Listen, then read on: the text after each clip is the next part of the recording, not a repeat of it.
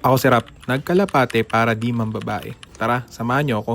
Up mga par, so third lap derby nga namin ngayon sa BBC Junior. Na-release yung ibon sa Tagudin, Ilocos Sur.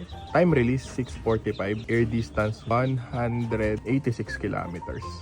So time check 124, so 1.2 na yung speed niyan, abangan na. So dalawa nga pala yung sinakay ko, parehong live. So sana makauwi at mag-clock sila. Time check 9:39, anong oras kaya siya bababa? Ayan. Time check 10:03, ito na isa ko. Recto sa Kapares. Yun, so 2 out of 2 tayo ngayon. Ito na yung brown na huli. At ito yung isa yung nauna.